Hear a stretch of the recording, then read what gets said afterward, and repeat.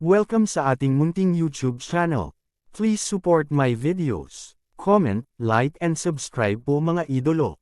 Maraming salamat po. Story Present, Super Devo Uling System. Kabanata 371. Kung gayon bakit hindi mo siya hinuli at dinala sa akin? Nagtatakang tanong ng Gui Yuan sect leader. Nilunok ng matanda ang kanyang laway at sinabing, wala tayong pagpipilian. Bagamat ang batang ito ay mayroon lamang 69 Dragons of Strength, ang kanyang bilis ay kahanga-hanga. 12 ng matatanda na ang nasugatan niya ng husto, at nakuha na niya ang lahat ng kanilang Universe Ring. Sa ngayon, nakikipaglaban siya sa Great Elder. 69 Dragons of Strength laban sa Great Elder na may 80 Dragons of Strength. Ang Gui Yuan sect leader ay nagmulat ng kanyang mga mata. Ito ay isang labanan na nalampasan ng 11 Dragons of Strength. Idinagdag ng Elder, sect leader, dapat kang pumunta ng mabilis. Kung huli ka na, makakalagpas siya sa 70 Dragons of Strength. Fair na, nanlamig ang mukha ng Gui Yuan sect leader habang siya ay humakbang palabas ng Gui Yuan Treasure Hall. Nagkatinginan ng binata at ang matanda at sinundan siya. Kahit na ang binata ay isang disipulo ng Heaven's Hatred Sword Sect, minsan siyang miyembro ng Gui Yuan sect. Natural, hindi siya papayag na mangyari ang ganoong bagay. Sa sandaling ito, sa malaking parisukat ng Gui Yuan sect, dalawang figure ang nag-aaway. Isa sa kanila ay si Yezuan. Hahaha, Great Elder, tapos ka na. Underworld swordsmanship, sword descends to the underworld. Panipi, tumawa si Yezuan at winalis ang kanyang espada. Kaagad pagkatapos, isang braso ang itinapon sa langit. Ang matanda sa kanyang harapan ay may malungkot na ekspresyon habang siya ay pinalipad sa isang sipa. Sinalo ni Yezuan ang putol na braso at hinubad ang Universe Ring. Ding, ang host ay nakalusot sa 70 Dragons of Strength. Nang marinig niya ang abiso, ang mga sulok ng bibig ni Yezuan ay hindi naiwasang pumulupot. Hindi nakakagulat na maraming tao ang nakikibahagi sa ganitong uri ng negosyo. Napakalaki pala ng kita. Gayunpaman, hinalughog lamang ni Yezuan ang Gui Yuan sect. Mula sa simula hanggang ngayon, hindi niya sinasaktan ang buhay ng sinuman. Ang braso ng dakilang elder ay biglang pinutol, ngunit hanggat hindi ito pinutol, maaari itong muling ikabit. Kailangan lang niyang magpahinga saglit. Nang makita ng mga nakapaligid na tao ang Great Elder na may 80 Dragons of Strength na pinutol ni Yezuan at pagkatapos ay itinaboy na parang basura, nabigla silang hindi makapagsalita. Sino ang taong ito na nakasuot ng smiley face mask? Anong uri ng sama ng loob ang mayroon siya sa Gui Yuan sect? Ano ang dapat nating gawin? Kahit na ang dakilang elder ay natalo, tanging ang sect leader lang ang makakapigil sa kanya. Not necessarily. Hindi mo ba nakita kung gaano kabilis ang brat na iyon kaysa sa Great Elder? At ngayong nakalusot na siya, kahit na dumating ang sect leader, natatakot ako. Kahit na hindi manalo ang sect leader, hindi ba pwedeng makipagsanib puwersa siya sa ibang elder? Isang grupo ng mga tao mula sa Gui Yuan sect ang nagbulungan sa isa't isa habang ang kanilang mga tingin ay damapo kay Yezuan. Brat, sino ka ba? Ang Great Elder na nawalan ng braso ay nagtanong. Hehe, ang iyong Gui Yuan sect ay mayabang at despotiko, kaya narito ako upang sugpuin ang iyong kayabangan. Bahagyang ngumiti si Yezuan. Ang head elder ng Gui Yuan sect ay may malamig na ekspresyon sa kanyang mukha. Nabalitaan din niya ang nangyari sa mga disipulo ng Gui Yuan sect. Ngayon, sa wakas ay nakaganti na siya. Kung may lakas ka ng loob, huwag kang umalis. Malapit nang dumating ang sect leader ng Gui Yuan sect. Sigaw ng Great Elder sa mahinang boses. Sa tingin mo ba hindi ko masasabi na sinusubukan mo akong i-provoke? Gayunpaman, dahil umaasa ka sa sect leader mo, sasama ako sa gusto mo. Gusto kong makita kung ano ang kayang gawin ng sect leader ng Gui Yuan sect, isang eksperto. Na may 85 Dragons of Strength. Tahimik lang na nakatayo doon si Yezuan. Nang matapos siyang magsalita, 3 figure ang pumasok sa kanyang mga mata. It's the sect leader. Nandito na ang sect leader. Haha, siguradong patay ang brat na ito. Naglakas loob talaga siyang pagnakawan ng ating Gui Yuan sect. Siguradong balatan siya ng sect leader ng buhay. Hindi ba't yung sect leader iyon? Nabalitaan ko na ang young sect leader ay tinanggap bilang disipulo ng isang elder ng Heavenly Hatred Sword Sect. Hindi ko inaasahan na babalik siya ngayon. Nang makita ng malaking grupo ng mga tao ang sect leader ng Gui Yuan Sect, agad na tumaas ang kanilang moral. Mabilis na bumaba ang sect leader ng Gui Yuan Sect.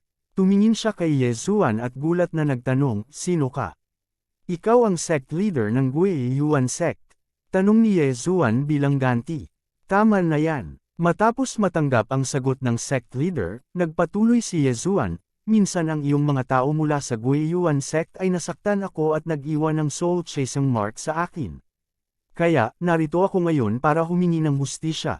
Nang marinig ito ng sect leader ng Gui Yuan Sect, hindi niya maiwasang sumimangot, "Wala kang ebidensya. Bakit ako maniniwala sa iyo? Kung ganoon, ano pa ang hinihintay mo? Hindi mo ba ako puputulan ng 8 piraso?"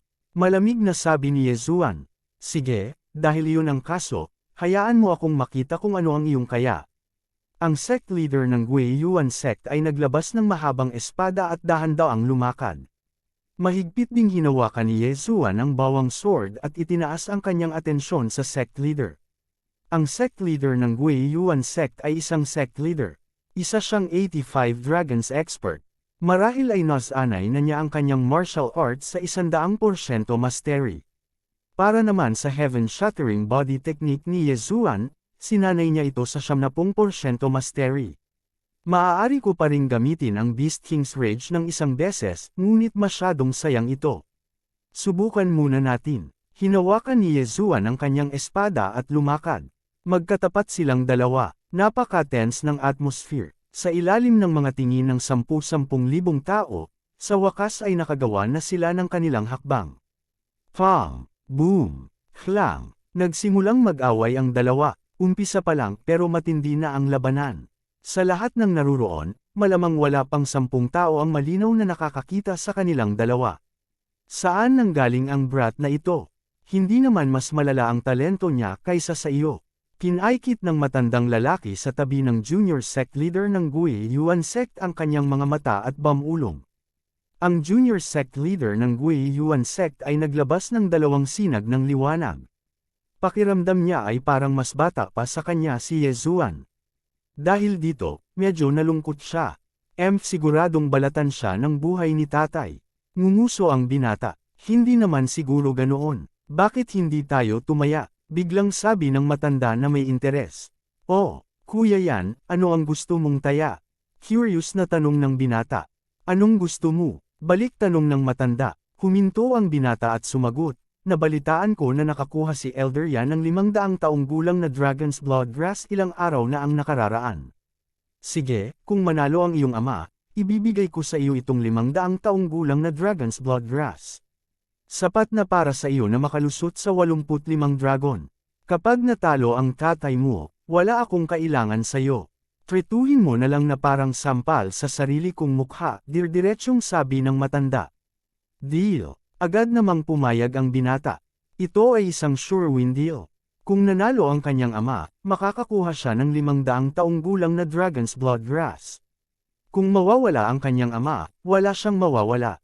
Kahit tanga ay gagawin ang deal na ito. Napatingin sila sa battlefield. Sa sandaling ito, ang labanan ay umabot na sa kasukdulan nito. Bagamat 10 segundo lamang ang lumipas, si Ye Zuan at ang sovereign ng Gui Yuan Sect ay nagpalitan na ng higit sa 100 suntok. "Brat, I admit that you are very strong. Pero sa tingin mo ba kung patuloy tayong lalaban, mananalo ka sa akin?" Malamig na sabi ng soberano ng Gui Yuan Sect. "Paano mo nalaman na hindi ko kaya?" Tanong pabalik ni Ye Zuan. Kabanata 372. Hinahabol. Pagkatapos ng lahat, ang kakayahan ni Ye Zuan sa pagbawi ay napakalakas. Kahit matagal nang lumaban, nasa peak condition pa rin siya. Sa kabilang banda, ang vital energy at physical strength ng Gui Yuan Sect leader ay parehong mabilis na bumababa. Kung ang labanan ay nagpatuloy ng isa pang kalahating minuto, ang pagkakaiba sa pagitan nila ay magiging halata. Dahil iyon ang kaso, ipapakita ko sa iyo ang lihim na martial art ng Gui Yuan Sect. Ang Gui Yuan Sect leader ay umungal habang ang kanyang vital energy ay lumakas. Sa isang kisap mata, nadagdagan ng 3 dragon ang kanyang lakas. 88 dragon. Ano? Bahagyang nagulat si Ye Zuan. Hindi niya inaasahan na ang Gui Yuan sect leader ay may ganoong martial art. Gayunpaman, bahagyang nagbago ang kanyang ekspresyon. Maya-maya pa ay sumili ang ngiti sa kanyang mukha. Alam mo, ako din. Nanlaki ang mga mata ni Ye Zuan nang mas makapal ang buhok sa kanyang katawan. Sa isang kisap mata, nag-transform siya bilang Devil Ape. Ito ang Devil Ape transformation ng Devil Ape City Mayor. Nakuha ito ni Ye Zuan matapos patayin ang Devil Ape City Mayor. Isa rin itong heaven-level martial art. Gayunpaman, ang Devil Ape transformation ay walang anumang kasanayan. Sa tuwing gagamitin ito, uubusin nito ang isang patak ng asensya ng dugo ng Devil Ape King. Ang Devil Ape City Mayor ay mayroon lamang 3 patak ng dugong asensya ng Devil Ape King sa kanyang yin at yang ring. Nagamit niya ito minsan, kaya nakakuha si Ye Zuan ng 2. Ngayon, gumamit na rin si Ye Zuan ng 1. Sa isang kisap mata, 70 dragon ng lakas ay tumaas sa 75 dragon ng lakas, na higit pa sa Gui Yuan sect leader. Sa orihinal, halos pareho ang bilis ni Ye Zuan at ng Gui Yuan sect leader. Gayunpaman, ngayon na pareho silang gumamit ng martial arts upang madagdagan ang kanilang lakas, ang agwat ay lumaki. Ang bilis ni Ye Zuan ay nalampasan ng Gui Yuan sect leader. Ano? Laking gulat ng Gui Yuan sect leader na halos samukha siya ng dugo. Hindi niya inaasahan na malalaman ni Ye Zuan ang Devil Ape transformation ng Devil Ape City Mayor. Ito ay isang trahedya. Dati gusto kong gamitin ito ng matipid, ngunit pinilit mo akong gamitin ito. Huwag mo akong sisihin dito. Ang mga mata ni Ye Zuan ay kumikislap habang ang kanyang katawan ay gumagalaw ng kasing bilis ng kidlat. Sumugod siya sa harap ng Gui Yuan sect leader. Hindi maganda. Nagbago ang ekspresyon ng matandang nakatingin sa malayo. Mabilis ding naglabasan ang kanyang figure. Ang kanyang bilis ay higit pa kaysa kay Ye Zuan. Gayunpaman, ito ay nangyari nang biglaan na siya ay medyo mabagal. Underworld swordsmanship, sword descends to the underworld. Hiss! Sa malutong na tunog, ang isa sa mga braso ng Gui Yuan sect leader ay itinapon sa hangin. Nang makita ito, namula ang mga mata ni Ye Zuan. Universe ring ng isang 85 dragon power expert, gaano karaming magagandang bagay ang mayroon. Gayunpaman, nang malapit na siyang magtagumpay, isang pagsabog ng enerhiya ang biglang umatake mula sa gilid. Ano? Nilingan ni Ye Zuan ang kanyang ulo at nakita ang isang palad na lumalapit sa kanya. Ang kapangyarihang ito ay tiyak na hindi niya maaaring hadlangan. Ano? 120 dragon power. Sa pamamagitan ng anino ng kamao, natuklasan niya na may 12 lumilipad na dragon na umaangat sa paligid ng matanda. 12 malalaking dragon na lumilipad. Nangangahulugan ito na ang matandang ito ay isang super expert na may 120 dragon power. Nabalitaan na kapag ang isang martial artist ay nakalusot sa 100 dragon, maaari nilang subukang makapasok sa spirit realm. Ang 120 dragon ay higit pa sa 100 dragon. Paano magkakaroon ng super expert na may 120 dragons dito? Damn it, I'll go all out. Nagmura si Ye Zuan sa kanyang puso. Walang pag-aalinlangan, ginamit niya ang Beasting Rampage. Boom! Isang pagsabog ng enerhiya ang biglang tumaas. Ang 75 dragon ni Ye Zuan ay agad na tumaas sa 79 na dragon. Bang! Tinamaan ng palad si Ye Zuan at pinalipad siya. This time, napatulala na rin ang matanda. Ang 75 dragon ni Ye Zuan ay biglang dumami sa 24 na dragon. Anong uri ng martial art na lumalaban sa langit ito? Laking gulat niya. Sa sandaling ito, bumagsak si Ye Zuan sa lupa. Minamaliit ng matandang ito ang lakas ko. Malapit na iyon. Muntik na akong mapatay sa palad niya. Nagluwa si Ye Zuan ng isang subo ng dugo. Sumasakit ang buong katawan niya. Alam niya na kung ang matanda ay umatake ng buong lakas, hindi siya makakaligtas kahit na tumaas pa ang kanyang lakas sa halos 100 dragon. Siguradong madudurog siya sa tinadtad na karne. Retreat. Sa pagharap sa napakalakas na kalaban, hindi siya nagdalawang isip. Agad siyang tumalon at tumakbo palayo. Ang batang ito ay hindi maaaring iwanang buhay. Naningkit ang mga mata ng matanda. Puno sila ng intensyong pumatay. Hindi siya natatakot kay Yezuan. Natatakot siya na bumalik si Yezuan sa Origin Sect pagkatapos tumakas. Kung tutuusin, aalis na siya sa Origin Sect. Hindi naman siya pwedeng magstay dito diba? Sa makatuwid, si Yezuan ay kailangang mamatay. Sa isang kisap mata, hinabol niya. Ngunit sa susunod na sandali, napagtanto niya na ang bilis ni Yezuan ay hindi mas mabagal kaysa sa kanya. Paano ito naging posible? Maaari niyang lampasan ang bilis ng isang 85 Dragon Warrior na may 75 dragon lamang ng lakas. Ngayon, pantay na siya sa aking 120 dragon na lakas. Ang batang ito ay hindi maaaring iwanang buhay. Sabi ng matanda sa kanyang puso. Mahigpit niyang sinundan si Yezuan. Mabilis na nawala ang dalawa sa paningin ng lahat. Ang bilis ni Yezuan ay hindi mas mabagal kaysa sa matanda. Gayunpaman, gumamit siya ng isang pamamaraan. Kaya naman, saglit lang ang kailangan ng matanda bago siya makahabol. Damn it, what a blunder! Bakit may super expert na may 120 dragons of strength dito? Nagmura si Yezuan sa kanyang puso. Kung hindi siya biglang inatake ng matanda, nakuha na sana niya ang Origin Sect Leaders Universe Ring at nabasag muli. Dahil din sa matandang ito kaya sumuko siya sa Interspatial Ring at pumihit ng buntot para tumakbo. Kung tutuusin, kung siya ay nahuli ng matanda, ang kahihinatnan ay hindi maiisip. Gayunpaman, ang kasalukuyang kanya ay nasa panganib pa rin. Anak, huwag mong sayangin ang iyong lakas.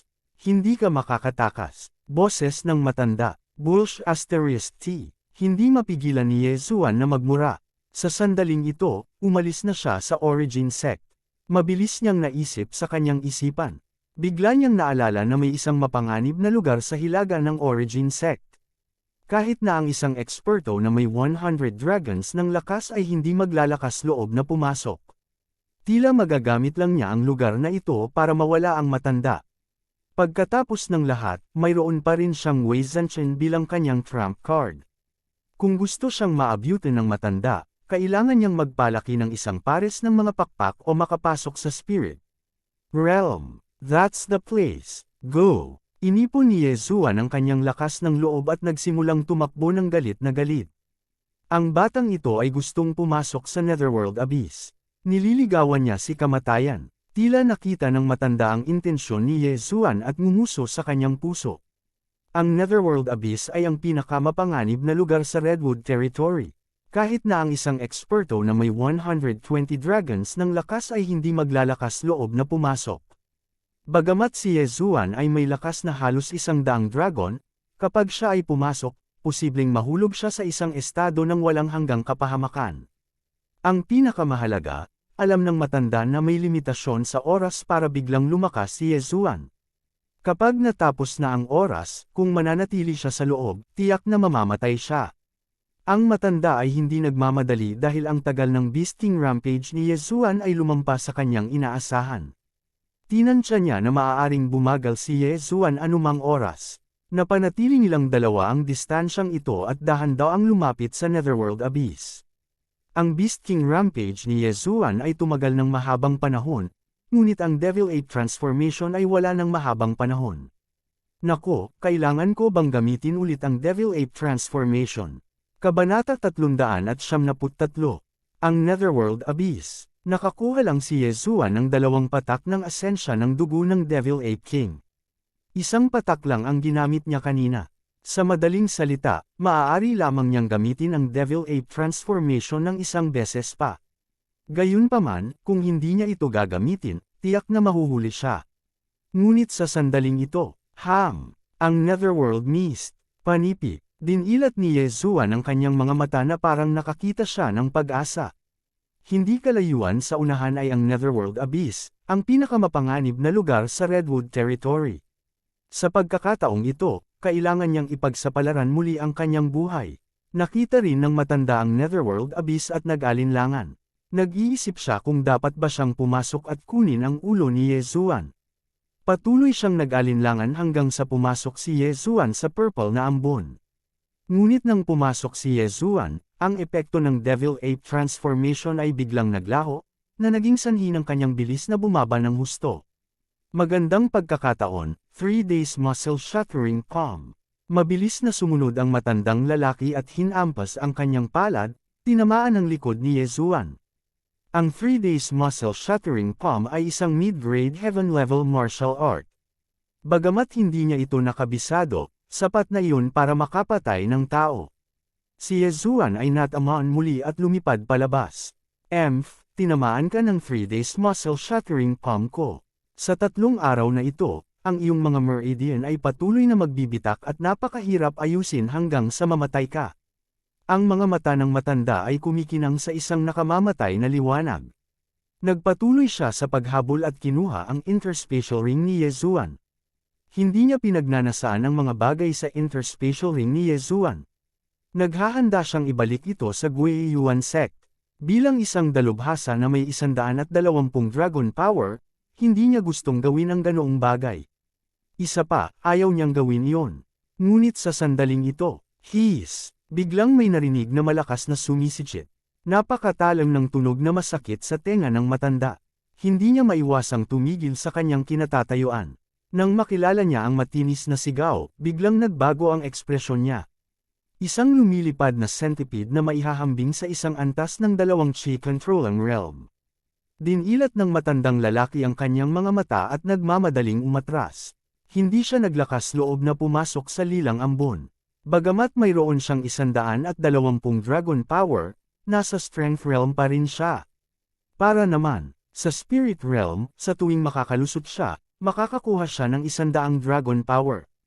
Ang ikalawang antas ng Royal Air Tier ay katumbas ng 200 dragon. Hindi, ito ay dapat na hindi bababa sa 200 dragon, dahil 200 hanggang 299 na dragon ang lahat ay itinuturing na nasa ikalawang antas ng Royal Air Tier. Ang matanda ay isa lamang 120 dragon, kaya paano siya mangangahas na manatili dito? Nang marinig niya ang mga hiyawan, halos matakot siya sa kanyang katinuan. Natural, hindi siya nang ahas na habulin si Yezuan at agad na tumakas. Sa sandaling ito, nakapasok na rin si Yezuan sa ambon. Buti na lang hindi niya ako hinabol. Nakahinga ng maluwag si Yezuan. Gayunpaman, siya ay nasugatan din ng husto. Para matakot ang isang dalubhasa na may 120 dragon sa isang dagandong lang, ito ay dapat na isang super saint na hayop. Hindi na ako maaaring manatili pa rito. Retreat. Napaisip si Yezuan at agad na umalis sa ulap. Nasa katawan niya ang Beast King bloodline. Bago siya pumasok, nakaramdam siya ng ilang aura na nagpabilis ng tibok ng kanyang puso. Sa kabutihang palad, ang mga makapangyarihang Saint Beast na ito ay hindi interesado sa kanya. Kung hindi, siya ay tapos na. Sa pagkakataong ito, natatakot pa rin siya ngunit hindi nasa panganib.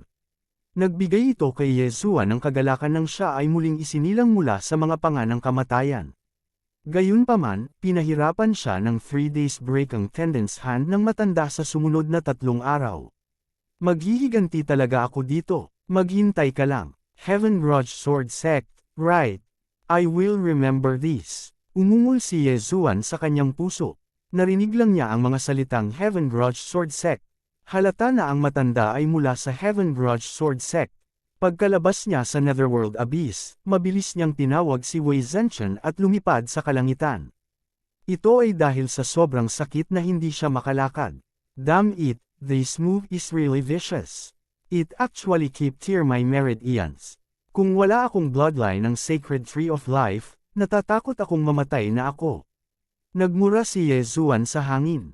Hindi akalain ng matandang lalaki na makakaligtas si Yezuan sa pag-atake ng medium heaven level 3 days break ang Tendance Hand. Pagkaalis ng matanda, bumalik siya sa Guiyuan sect. Kuya Yan, nasaan siya?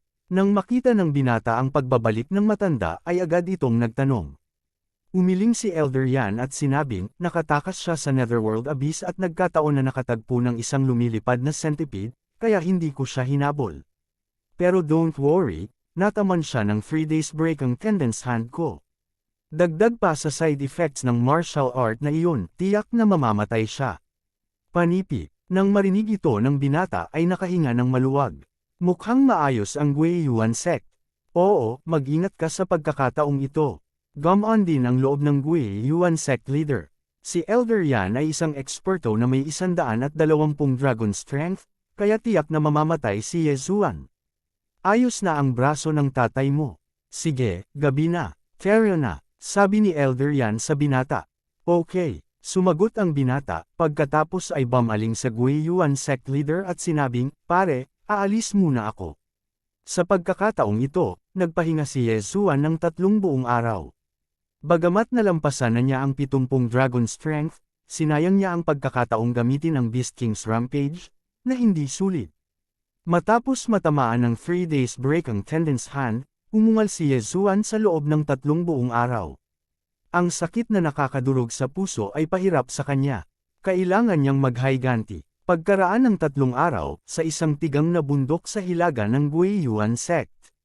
Damn it, it hurts for 3 days. Wait until I break through, I will. Kill my way to your heaven's grudge sword sect. Sa isang kuweba, maririnig ang galit na boses ni Yezuan. Tapos, nag-walk out siya. Ang pinakagusto niyang gawin ngayon ay ang makalusot, makalusot, makalusot. Kapag mas malakas na siya makakapaghiganti siya. Hindi siya nang ahas na pumunta muli sa Guiyuan sect.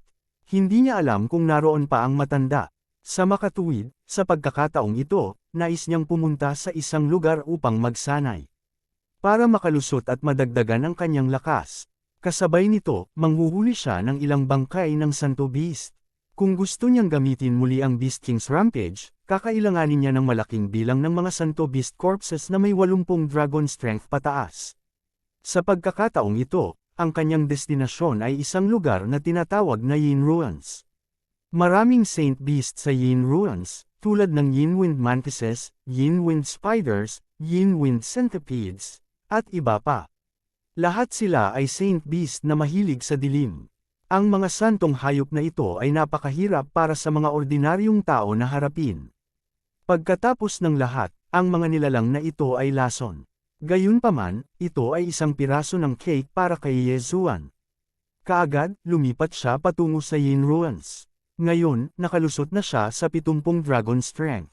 Si Wei Zhenchen ay kumain din ng halos 70 dragon strength. Bukod dito, tila mas mabilis siyang makakalusot kaysa kay Yezuan.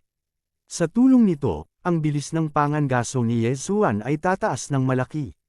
Wala pang kalahating araw, nakarating siya sa itaas ng Yin Ruins. Little Tian, bumaba ka na. Utos ni Yezuan. Mabilis na bumaba si Wei Zhenchen at ibinaba si Yezuan. Ang Yin Ruins ay isang kakaibang lugar. Maghapon man sa ibang lugar, walang katapusang gabi dito. Walang bahid ng sikat ng araw. Sinasabing ang lugar na ito ay isang maunlad na lungsod libu-libong taon na ang nakalilipas. Daan-daan sila. Gayunpaman, kalaunan ay iniwan ito at naging pugad ng maitim na nilalang. Little Tian, tulungan mo akong mag-scout doon. Utos muli ni Yezuan. Kabanata 374. Mga guho ng Yin. Matapos marinig ang mga salita ni Yezuan, tumanggaw si Wei Zhenchen at naging isang maliit na ibon na lumipad sa kalangitan.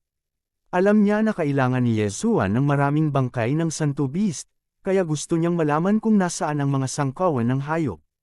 Para kay Yezuan, tumingin din siya sa paligid. Sa oras na ito, nakarating siya sa isang desyerto na lungsod. Madilim ang paligid, ngunit malinaw na nakakakita si Yezuan sa tulong ng kanyang bloodline. Isang Yin Wind Mantis ha. Kinaikit ni Yezuan ang kanyang mga mata. Ang kanyang figure ay kumikislap habang siya ay sumusugod patungo sa kanyang unang target. Ang Yin Wind Mantis na ito na kanyang pinagmamasdan, sa ilalim ng impluensya ng Yin Ruins, ay lumaki sa lakas ng 75 dragon. Kahit na ito ay 5 dragon na mas malakas kaysa kay Yezuan, hindi ito makatakas sa kapalaran na agad na mapatay. Rip! Sa malutong na tunog, ang ulo ng Yin Wind Mantis ay itinapon sa hangin. Pagkatapos, ang bangkay nito ay hinigop sa Yezuan's Devar Space.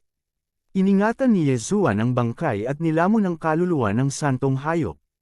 Ang susunod na Beast King Rampage ay mangangailangan ng malaking bilang ng mga bangkay ng Santo Beast na may 80 dragon ng lakas.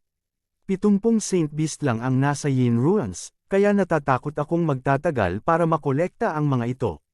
Napaisip si Yezuan sa kanyang puso at umalis sa lugar. Tinataya niya na kung gagamit siya ng 70 bangkay ng Santo Beast para makabawi, ang unit ay hindi bababa sa 1,000 o kahit 10,000. Anyway, ito ay magiging isang mahabang patayan.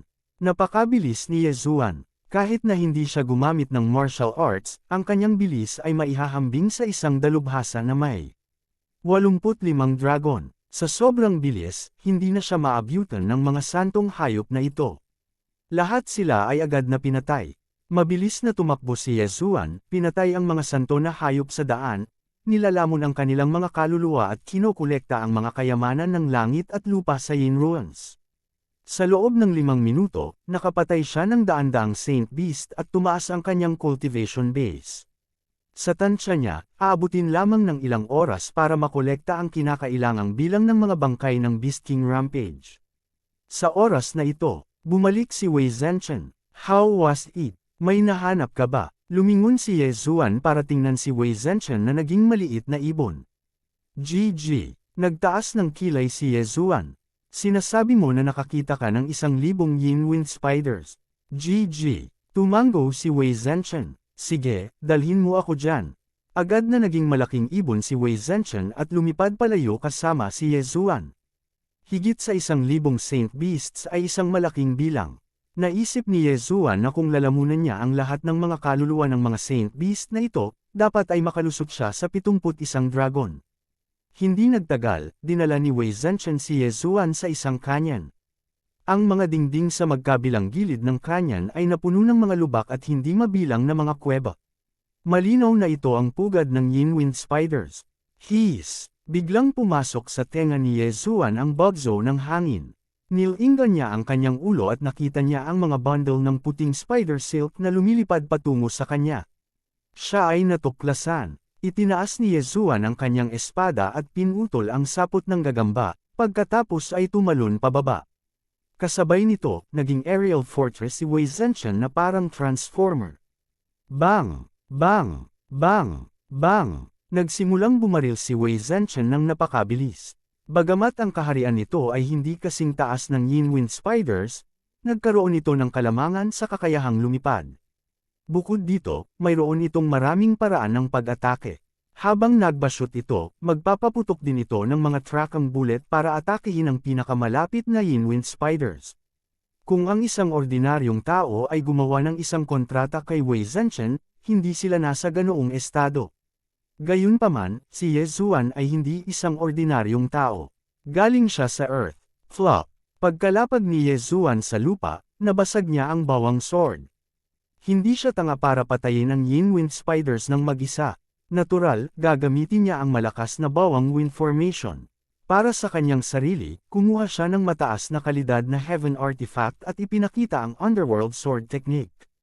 Bawang wind formation. Underworld Sword Technique, sword descends to the underworld. Ang pugad ng Yin Wind Spiders ay tila mayroong hindi bababa sa 2,000 Yin Wind Spider. Matapos marinig ang malakas na ingay, lahat ng mga Yin Wind Spider na ito ay gumapang palabas ng kanilang mga pugad. Kung ang isa ay napapalibutan ng napakaraming Yin Wind Spider, kahit na ang isang eksperto na may higit sa 80 dragon ay kailangang manginig. Gayunpaman, pinatay sila ni Yezuan na parang naghihiwa ng tofu. Napakabilis ng kanyang takbo kaya naman bumilis ang tibok ng puso ng isa. Wala pang 5 minuto, lahat ng Yin Wind Spider na may lakas sa pagitan ng 70 at 80 dragon ay napatay ni Yezuan. Pagkatapos, itinago niya ang mga ito sa devouring space. Ang buong canyon ay naging napakatiwangwang. Ding! Nalagpasan ng host ang kapangyarihan ng 71 dragon.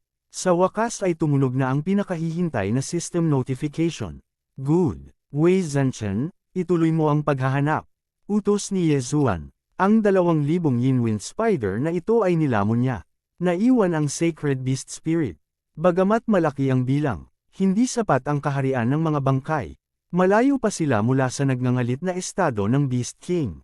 Gayunpaman, ang hindi alam ni Yezuan ay habang hinahabol niya ang Yin Ruins, maraming team ang pumasok sa Yin Ruins mula sa iba't ibang direksyon. Ang kanilang target ay ang sentro ng Yin Ruins. Sa oras na ito, kalahating araw na ang nakalipas mula noong pumasok sila sa Yin Ruins. Sa kalahating araw na ito, napatay niya ang libu-libong sacred beasts ng iba't ibang kaharian. Nagbigay daan ito sa kanya na makalusot sa 72 dragon. Siyempre, kailangan ang aerial reconnaissance ni Wei Zhenchen. Ngayon, bumalik na si Wei Zhenchen. Gaano kalaki ng grupo ang nahanap mo? Tumingin si Ye Zuan kay Wei Zhenchen na naging cute na maliit na ibon at nagtanong. Hui Huni, umiling si Wei Zhenchen. Ano, sabi mo naka-encounter ka ng isang team na may 30 tao. Mukhang galing sila sa isang malaking paksayon. Bawat isa sa kanila ay may lakas na humigit kumulang 80 dragons. Naunawaan ni Ye Zuan ang kahulugan ni Wei Zhenchen. Ang Yin Ruins ay isang angkop na lugar para sa pagsasanay. Bagamat walang maraming pagkakataon, maraming sagradong hayop dito. Ito ay isang magandang lugar upang kumita ng pera. Habang nangangaso si Ye Zuan, nakakita siya ng maraming nag-iisang lobo. Gayunpaman, kakaiba para sa gayong makapangyarihang koponan na lumitaw. Kung tutuusin, sapat na ang isang eksperto na may 80 dragon para magmukmak sa Yin Ruins. 30-80 dragon, papatag ba nila ang Yin Ruins? May kakaiba. Interesado si Ye Zuan at sinabing, dalhin mo ako para tingnan. Huwag kang tuklasin nila. Naunawaan ni Wei Zhenchen at naging isang malaking ibon na kayang magdala ng isang tao at lumipad ng mataas sa langit. Madilim na 24 na oras sa Yin Ruins. Kahit na ang isang dalubhasa na may 100 dragon ay hindi makakatuklas kay Ye Zuan. Binuhat ni Wei Zhenchen si Ye Zuan at lumipad patungo sa koponan. Hindi nagtagal, nakita ni Ye Zuan ang koponan. Nang makita ni Ye Zuan ang isang binata sa 3 pinuno, nagningning ang kanyang mga mata. Hindi ba ang binatang ito ang young sect leader ng Gui Yuan sect? I've searched high and low for you, only to find you by chance. Hindi kita hinanap, but you deliver yourself to me. Ipinikit ni Ye Zuan ang kanyang mga mata. Tama, ang pangkat na ito ay mga disipulo ng Heavenly Hatred Sword Sect. Sinuri ni Ye Zuan ang koponan ngunit hindi niya nakita ang matandang lalaki na nakasugat sa kanya noon. Wala siya dito. Lumubog ang kanyang puso. Kabanata 375. Interes. Bagamat talagang gusto ni Ye Zuan na bumaba kaagad at gumawa ng kaguluhan para sa mga taong ito, natakot siya na malapit na ang matanda. Kung magkakilala sila, siguradong papasok na siya sa gate ng impyerno sa pagkakataong ito. Pagkatapos ng lahat, ang Beast King's Berserk ay hindi pa magagamit. Bukod dito, gusto niyang makita kung ano ang ginagawa ng Heaven Hatred Sword Sect. Sa oras na ito, hindi napansin ng elite team ng Heaven Hatred Sword Sect si Ye Zuan sa ere. Si Yu Kang, ang young lord ng Gui Yuan sect, na naglalakad sa harap ng team, ay nagtanong, mga senior brothers, gaano pa ba tayo katagal maglakbay? Nang marinig ito, isang matangkad na binata ang sumagot, malapit na tayo. Sa tingin ko aabutin pa ng 10 minuto. 10 minuto, bahagyang tumango si Yu Kang. Nagtanong muli ang matangkad na binata, anong problema, Junior Kuya Yu? Umiling si Yu Kang, wala lang, masama lang ang premonition ko. Haha, huwag kang mag-alala, ang layunin natin ay linisin ang tiwangwang na lungsod na iyon at hanapin ang nakatagong pasukan. Tumawa ang matangkad na binata. Tama, hindi tayo qualified na pumasok sa mga guho ng nakaraang. Overlord, ang misyon natin ay patayin ang nakapalibot na Saint Beasts at hanapin ang pasukan. Sabi ng pangatlong gwapong binata na nangunguna sa team. Ngunit, kalahating oras na wala si Elder Yan. Kumunat ang noo ni Yu Kang. Nagpatuloy ang matangkad na binata, huwag kang matakot, si Elder Yan ay dalubhasa sa 120 dragon, mas malakas kaysa Overlord bago siya makalusot. Pumunta lang muna siya sa ibang puwersa. Oo, ang sikreto ng mga guho na ito ay natuklasan ng Heaven Hatred Sword Sect, at pagkatapos ay sinabi namin sa iba pang puwersa. Kung ang mga taong ito ay maglakas loob na sunugin ang tulay pagkatapos tumawid sa ilog, tiyak na sisirain sila ng sect leader, sang-ayon naman ng gwapong binata. Sana nag-o-overthink ako, bahagyang tumanggo si Yu Kang at hindi nagsalita. Sa pagkakataong ito, hinahanap niya ang mga guho ng ika-6 na Redwood Overlord. Ang Heaven Hatred Sword Sect ang unang nakatuklas ng balitang ito, ngunit wala silang lakas na mag-explore ng mag-isa, kaya nag-imbita sila ng ibang puwersa. Ang kanilang koponan ay ang taliban ng Heaven Hatred Sword Sect, na responsable sa paghahanap ng pasukan, paglilinis nito, at pagkatapos ay hayaan ang mga eksperto ng sekta na tuklasin. Hindi nagtagal, natagpuan nila ang kanilang target. Sa oras na ito, nakarating na sila sa pinakamalaking abandonadong lungsod sa Yin Ruins. Narito tayo, sinabi ni Elder Wu na ang pasukan ay sa lungsod na ito, ngunit hindi niya alam ang tiyak na lokasyon. Sa makatuwid, dapat nating gibain ang lungsod na ito at hanapin ang pasukan na natatakpan ng Porma Sion, sabi ng matangkad na binata. Malamang matatagalan pa ang ibang puwersa bago sila dumating. Mag-move on muna tayo. Junior Marshal Brother Yu, ang iyong koponan ay papasok sa lungsod at aalisin ang mga Saint Beast. Mananatili tayo rito at gibain ang lungsod. Panipi, lumingon ang gwapong binata at sinabing. Tumango si Yukang. Okay, ang paglilinis ng mga Saint Beast ay isang kumikitang trabaho. Pagkatapos ng lahat, ang mga martial artist ay nangangailangan din ng isang malaking bilang ng mga Saint Beast Souls upang linangin. Pagkatapos, umalis si Yukang kasama ang isang grupo ng mga tao. Kung tungkol sa natitirang 20 o higit pang mga tao, sinimulan nilang gibain ang pader ng lungsod. Ang eksenang ito ay pumasok sa mga mata ni Yezuan, na naging sanhi ng bahagyang pagkunot ng mga sulok ng kanyang bibig. Talagang hinatid niya ang sarili niya sa doorstep ko, hehe. Naglabas siya ng Ultraman Tiga Mask mula sa devouring space. Pagkatapos magpalit ng damit, hiniling niya kay Wei Zhenchen na dalhin siya sa lungsod. Kanina pa siya nagmamasid. Malamang may gagawin ang matandang iyon kaya hindi niya kasama. Ito ay isang magandang pagkakataon para sa kanya. Sa ngayon, hindi siya makapaghiganti sa 3 araw na sakit, ngunit maaari siyang mangolekta ng interes.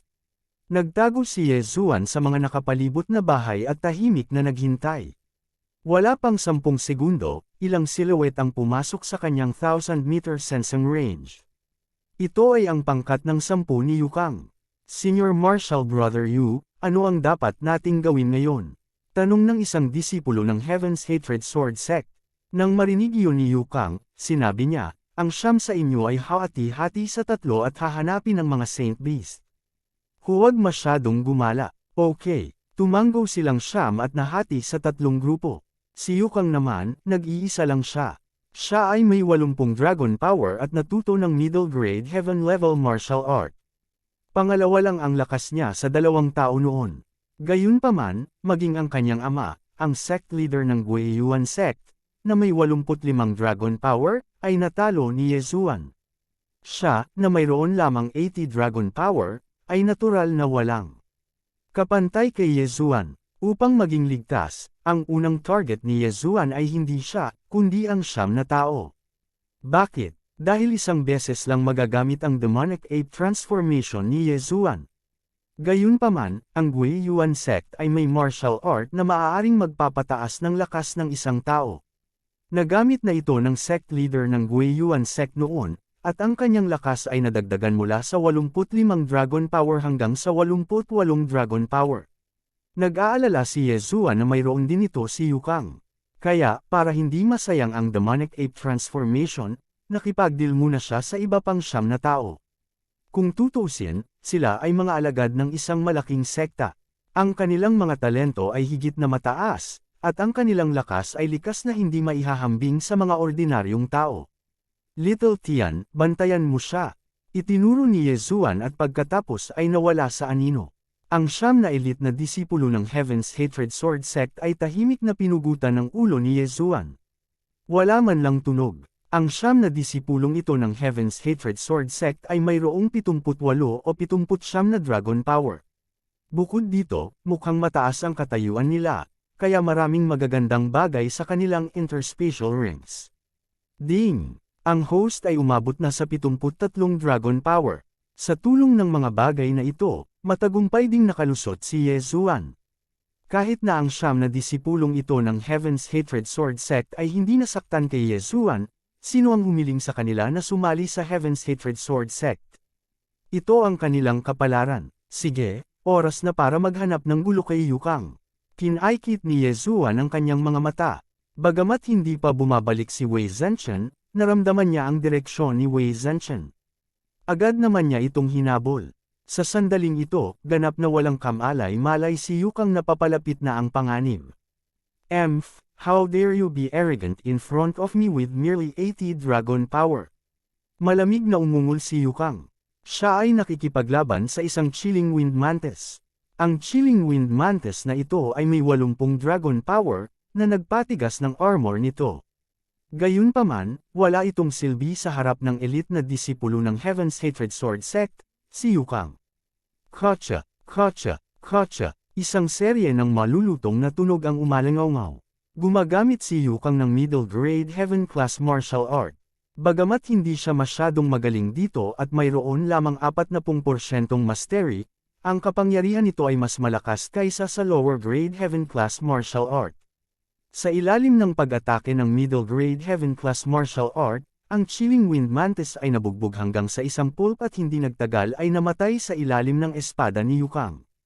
Sok-sok, ang isang Saint Beast Soul na may 80 dragon power ay maaaring mapabuti ang aking cultivation ng marami. Ngumisi si Yukang at iningatan ang bangkay. Gayunpaman, sa sandaling ito, isang kakaibang pagbabago ang naganap.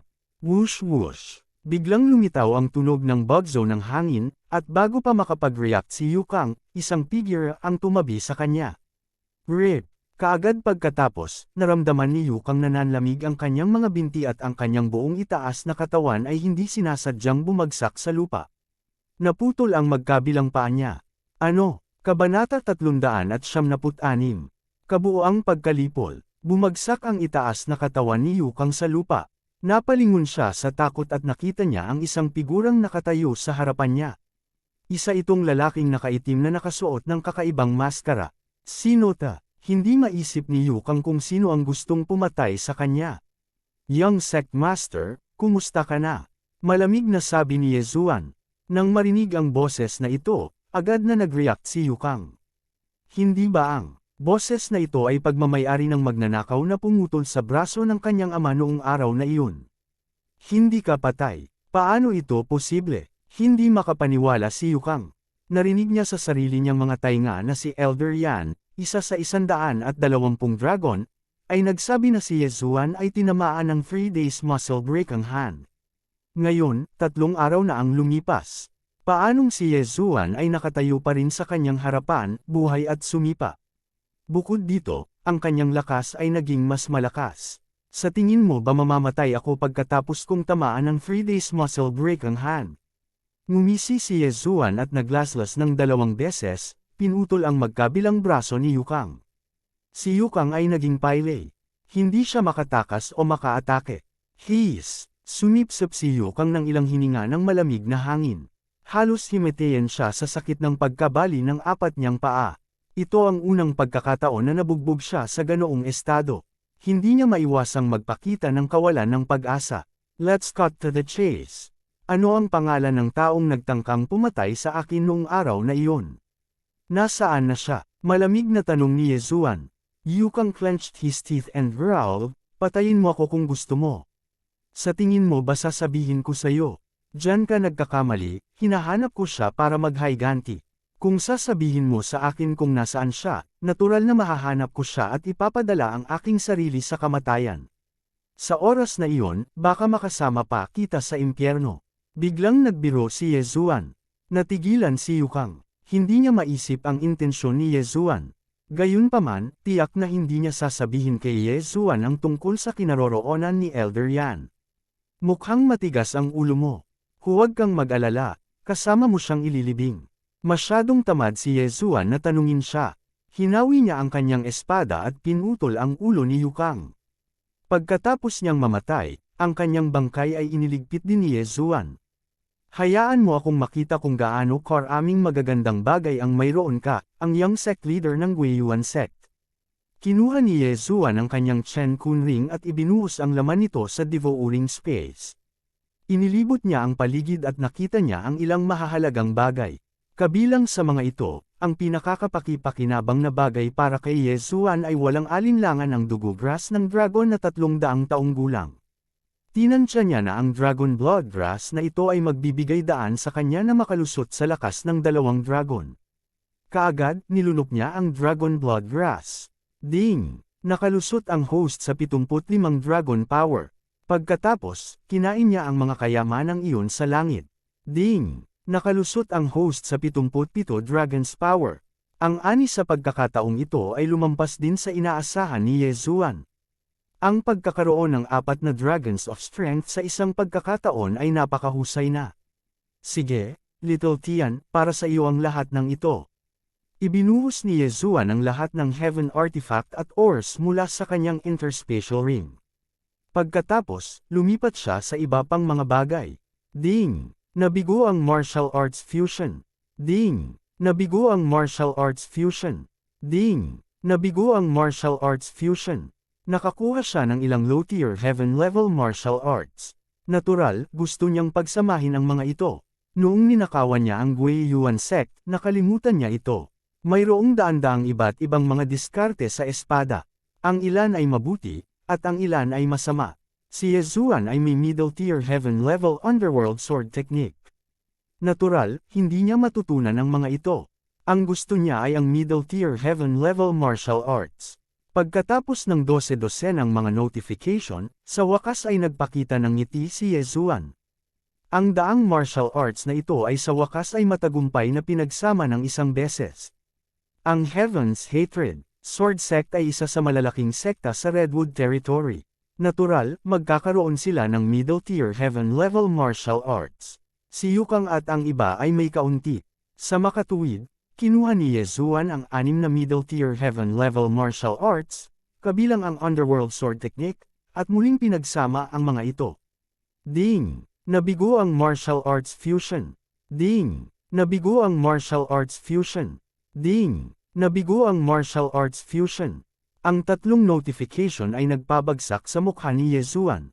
Hindi ganoon kadaling pagsamahin ang martial arts. Itong martial arts fusion is really a trap. Forget it. Kahit makakuha ako ng upper-tier heaven-level martial art, malamang hindi ko ito magagamit. Umiling si Yezuan at piniling sumuko. Ito ay dahil maaari lamang niyang sanayin ang underworld sword technique sa 60%. Kahit na mayroon siyang upper-tier heaven-level martial art, matrain lang niya ito hanggang 30%. Siyempre, nagsisi siya na hindi niya nakita ang martial art ng Gui Yuan sect sa interspatial ring ni Yukang. Gayunpaman, hindi ito mahalaga. Kung tutuusin, ang sariling martial art pa rin ang pinakamahalaga. Kaagad, sumakay siya sa Wei Zenshin at umalis, patungo sa tarangkahan ng lungsod. Ang Heaven's Hatred Sword Sect at ang iba pang dalawang koponan ay pawang mga target ni Yezuan. For safety's sake, umikot pa siya sa ere ng ilang beses bago bumagsak sa lupa. Kahit na ang kanyang martial art ay mas mababa kaysa sa pinakamahinang tao, ang kanyang lakas ay higit na nakahihigit sa iba.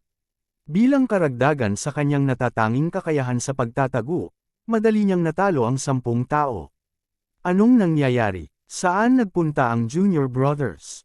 Nagtataka namang lumingon-lingon ang matangkad na binata at nalaman niyang paunti-unti na ang tao.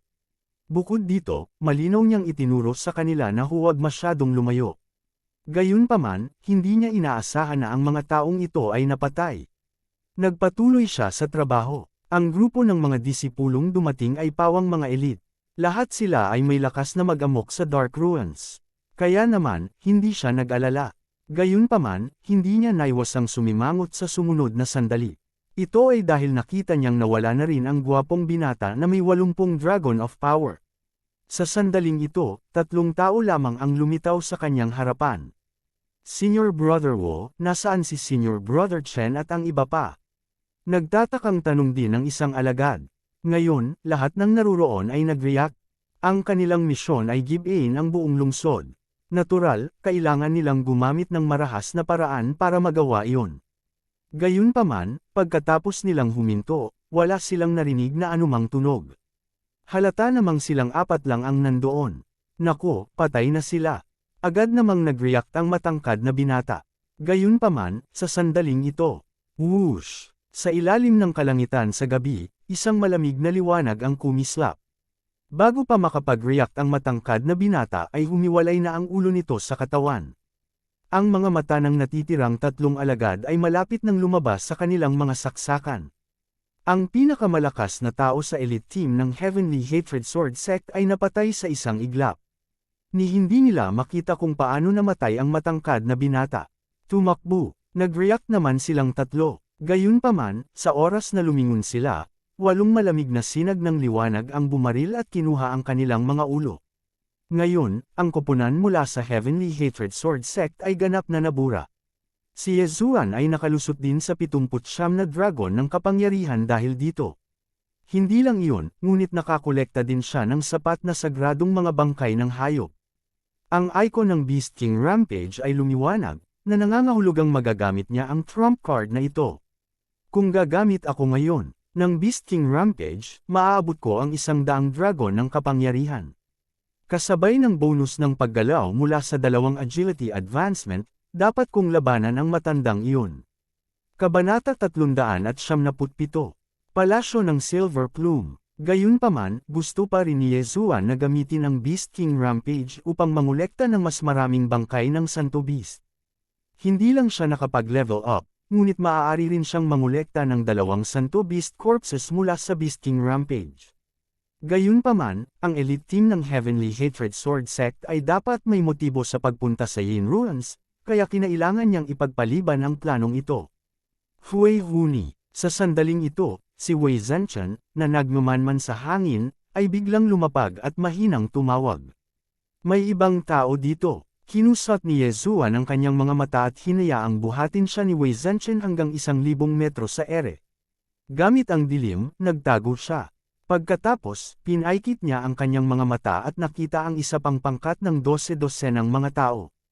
Hindi ko alam kung saang paksayon sila nagmula, ngunit ang pinuno ay dapat na napakalakas.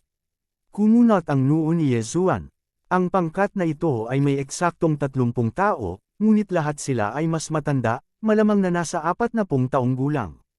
Lahat sila ay nakasuot ng pilak na damit, na sobrang nakakaakit sa gabi. Sa makatuwid, tinansya ni Yezuan na ang lakas ng mga taong ito ay lumampas sa 70 dragon, o kahit 100 dragon. Ang pangkat na ito ay talagang mula sa Silver Plume Palace, na may mabuting pakikitungo sa Heavenly Hatred Sword Sect. Ang pangkat na ito ay nagmula sa parehong direksyon ng Heavenly Hatred Sword Sect, kaya nakita nila ang Jiniba na pader ng lungsod. Demolish na nila. Hindi pwede, wala namang gumagalaw. Hindi kaya, nagkataon lang na nahanap nila ang pasukan. Imposible, nagpadala lang ang Heavenly Hatred Sword Sect ng isang pangkat ng mga disipulo para hanapin ang labasan. Nagtitipon pa sila ng mga tao, at aabutin ng kalahating araw bago sila makarating. Nagsimulang mag-usap ang mga tao sa Silver Plume Palace. Ang nasa katanghaliang gulang na pinuno ay may malamig na ekspresyon. Pumasok siya sa pader ng lungsod at nakaramdam ng kakaibang kapaligiran. Mabilis siyang umikot at nakitang may mali. Ang bango ng dugo. Nagkaroon ng labanan dito, at ilang mga tao ang namatay dito. Kumunot ang noo ng medyo may edad na lalaki. Ano? Nang marinig ito ng iba ay nagulat din sila. Great Elder, maaaring ito ay ang Heavenly Hatred Sword Sects. May biglang nagsalita. May amoy dugo dito, dapat may nangyari. Magtingin-tingin kayo sa paligid at tingnan kung may mahanap kayo. Sabi ng middle-aged na lalaki. Pagkatapos, naghiwa-hiwalay ang grupo ng mga tao at nagsimulang maghanap ng mga pahiwatig. Lahat sila ay dalubhasa na may lakas na mahigit 70 dragon, at mayroon pang ang iilan na may lakas na 100 dragon. Ang pinuno ng grupo ay isang super expert na may lakas na 115 dragons. Ang pagiging nasa Yin Ruins ay katumbas ng kanilang pag-uwi. Bagamat ang mga taong ito ay naghiwalay na, si Yezuan ay hindi nang ahas na lumipat dahil nakikita niya na ang mga taong ito ay pawang mga first class na eksperto. Ang 30 tao na ito ay lahat ay may higit sa 70 dragon powers, at mayroon pang ang iilan na mayroong mahigit 100 dragon powers. Tulad ng para sa nasa katanghaliang gulang na lalaki na nangunguna, siya ay isang super expert na may 115 dragons. Dapat meron dito. Napakaraming eksperto dito. Baka ito yung kuweba ng kung sinong eksperto. Hulaan ni Yezuan habang siya ay nakahover sa ere. Habang iniisip niya iyon ay lalo siyang naghinala. Sa anumang kaso, tiyak na mayroong magandang bagay dito. Kung hindi, bakit magpapadala ang mga dakilang puwersang ito ng napakaraming eksperto? Manunod ako mula rito. Tahimik na naghintay si Yezuan sa itaas. Ang grupo ng mga tao sa ibaba ay naghanap sa paligid ngunit wala silang nakita. May nakita lang silang bakas ng dugo. Nahulaan nila na ang mga elite ng Heavenly Hatred Sword Sect ay napatay. Gayunpaman, hindi nila naiintindihan kung sino ang gumawa nito. Sa Redwood Territory, walang gaanong tao ang nang-ahas na pukawin ng Heavenly Hatred Sword Sect. Bukod dito, nilinis nila ang isang grupo ng mga elite. Ito ay katumbas ng pagbuo ng isang nakamamatay na away sa Heavenly Hatred Sword Sect. Forget it. Hindi naman namin sila pinatay. Since dito muna kami, tutulungan namin silang tapusin. Magkagrupo kayong tatlo at magsisimula. Panipi, hindi na masyadong pinansin ng medyo may edad na at nagturo. Napakalaki ng lungsod na ito. Gayunpaman, para sa mga taong kapareho nila, maaari nilang patagin ang lugar na ito nang wala pang kalahating araw. Lumipas ang oras ng paunti-unti. Pagkatapos ng Silver Feather Palace, dumating ang isa pang mahusay na puwersa. Ang puwersang ito ay tinawag na Sun Moon Sect. Ang pinuno ng puwersang ito ay isang dalubhasa na may 120 dragon. Pagkatapos, dumating ang Wild Dragon Sect, Heavenly Hatred Sword Sect, Silver Feather Palace, Sun Moon Sect, at Wild Dragon Sect. Ang apat na puwersang ito ay ang apat na dakilang sekta ng Redwood Territory. Pangalawa lang sila sa City Lord Mansion ng Redwood City. Kasabay nito, dumating din si Elder Yan kasama ang Wild Dragon Sect. Nang marinig niya na mahigit 30 elite na disipulo ng Heavenly Hatred Sword Sect ang napatay, halos himatayan siya sa galit. Mahigit 30 elite. Ang mga taong ito ay ang mga elite na inalagaan ng Heavenly Hatred Sword Sect bilang mga binhi ng Spirit Realm. Ang kanilang pagkamatay ay nangangahulugan na ang lahat ng kanilang mga nakaraang pagsisikap ay nasayang. Nang marinig ni Elder Yan ang balita, hindi niya maiwasang umungol patungo sa langit. Desidido siyang hanapin ang pumatay. Ang kanyang dagandong ay halos matakot kay Yezuan, na nakaupo sa likod ni Wei Zhenchen, hanggang sa siya ay nahulog. Mukhang maganda ang ginawa niya sa pagguhit ng puot. Habang winawasak ng ibang puwersa ang lungsod, tumatakbo siya sa buong mundo. Nang dumating ang Heavenly Hatred Sword Sect, mahigit 10 buhay na ang kanyang binawian. Lahat sila ay kapalit ni Yezuan. Sa pagkakataong ito, kahit ang Sect Master ng Heavenly Hatred Sword Sect ay ipinadala. Nang marinig niya ang balita, galit na galit siya. Gayunpaman, sa oras na ito, natagpuan ang pasukan ng kuweba. Ito ay nasa isang ordinaryong patio. Dahil dito, nag-alinlangan ang Heavenly Hatred Sword Sect. Dapat ba silang lumabas upang hanapin ang mamamatay tao o bumaba kasama ang iba pang 3 puwersa? Gayunpaman, medyo matagal na ang nakalipas mula nang mamatay ang elite team ng Heavenly Hatred Sword Sect. Maaaring umalis na ang mamamatay tao sa Yin Ruins. Kaya naman, bumaba na lang muna sila. Ang 4 na puwersa ay nagpabagsak ng malaking bilang ng mga tao. Sa itaas, ang bawat puwersa ay nag-iwan ng 3 tao upang bantayan ang pasukan. Ang bawat puwersa ay may 3 tao na may 70 dragon ng lakas, kaya may kabuuang 12 tao.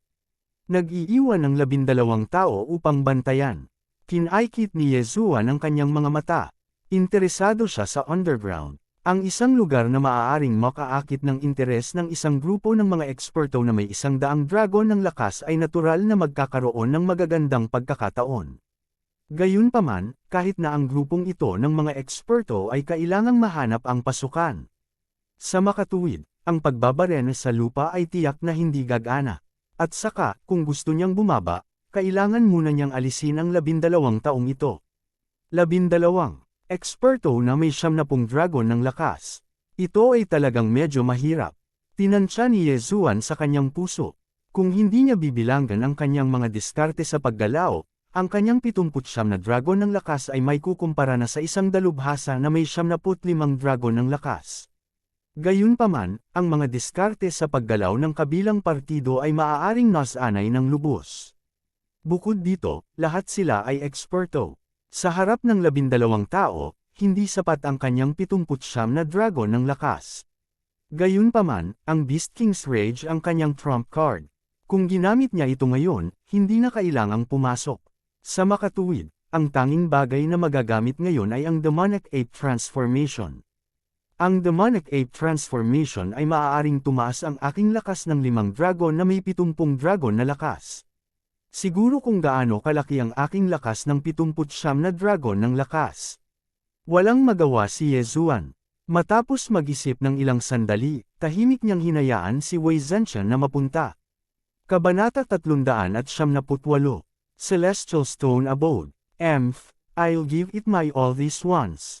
Kung hindi ito gumana, then forget it. At most, makakahanap ako ng delikadong lugar para mag-level up at samantalahin ang pagkakataong pagnakawan ang Heavenly Hatred Sword Sect. Nagpasya si Yezuan. Ang 12 eksperto ay hinati din sa 4 na direksyon upang bantayan ang pasukan ng kuweba, na may 3 tao sa bawat direksyon. Palihim na sumilip si Yezuan. Ang direksyon na pinili niya ay ang direksyon ng Heavenly Hatred Sword Sect. Ginagamit niya ang Heavenly Hatred Sword Sect bilang breakthrough point. Sa halip na sabihing kalaban niya ang isa laban sa 12, talagang 3 ang una niyang nilalabanan. Kung naging maayos ang lahat, maaaring mapataas niya ang antas ng kanyang cultivation.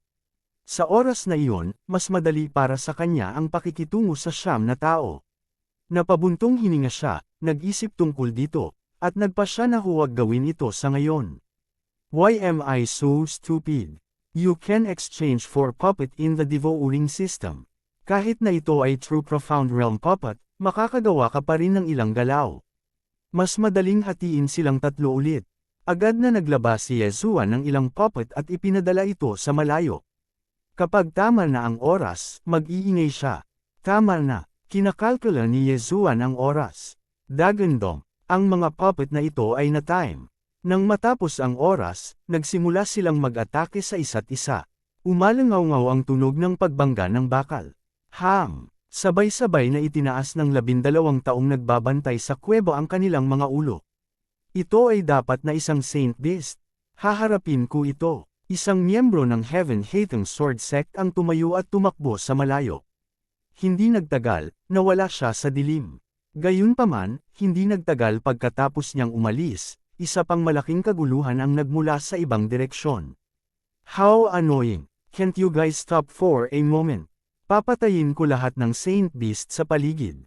Tumayo din ang pangalawang tao at umalis. Ang pangalawang kaguluhan ay talagang dulot ni Wei Zhenchen.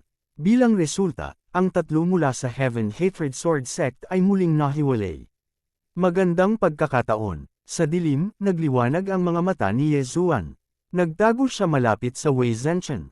Ang target niya ay ang Elder ng Heavenly Hatred Sword Sect na tumatakbo palapit sa kanya. Ang Elder ng Heaven Hatred Sword Sect ay tumakbo sa lugar kung saan binomba ni Wei Zhenchen na ngayon lang ay walang dala. Pagkatapos, nakipagtulungan si Wei Zhenchen at naging Yin Wind Mantis. Isang chilling wind mantis na hindi ko pa nakikita. Medyo nagulat ang Elder ng Heaven Hating Sword Sect. Itinaas niya ang kanyang kamay at sumuntok. Bang! Ang anino ng kamao ay tumagos sa katawan ni Wei Zhenchen, ngunit sa sumunod na sandali, bumalik sa normal ang katawan ni Wei Zhenchen. Ang ganitong uri ng pag-atake ay walang epekto sa kanya. Kung gusto niyang patayin si Wei Zhenchen, kailangan niyang gumamit ng martial art na mas makapangyarihan at may mas malaking area of effect. Kailangan niyang ganap na ikalat ang katawan ni Wei Zhenchen. Ang elder na ito ng Heaven Hatred Sword Sect ay hindi tanga. Naintindihan naman niya agad. Gayunpaman, sa sandaling ito, ang tunog ng hangin ay biglang lumitaw. Underworld Swordsmanship, sword descends to the underworld. Mamatay. Biglang umangkas si Yezuan mula sa anino. Ano? Nagulat ang elder ng Heavenly Hatred Sword Sect. Sa kanyang kaharian, paanong hindi niya mapapansin na may nagtatago sa paligid? Pinaikit niya ang kanyang mga mata at napagtanto na si Yezuan ay mayroon lamang 80 dragon power. Gayunpaman, malamig siyang ngumuso. Masobrahan mo ang iyong sarili. Mamatay ka. Ang mga mata ng nasa katanghaliang gulang na lalaki ay puno ng pang-aalipusta habang siya ay sumuntok. Gayunpaman, namatay siya dahil sa kanyang sariling kapabayaan. Ang 8 Desolate Sword ay sapat na para makabawi sa pagkakaiba ng 10 dragon power. Ang slash ni Yezuan ay mas malakas kaysa sa nakatatanda. Agad nitong dinilat ang anino ng kamao at pumasok sa lalamunan ng matanda.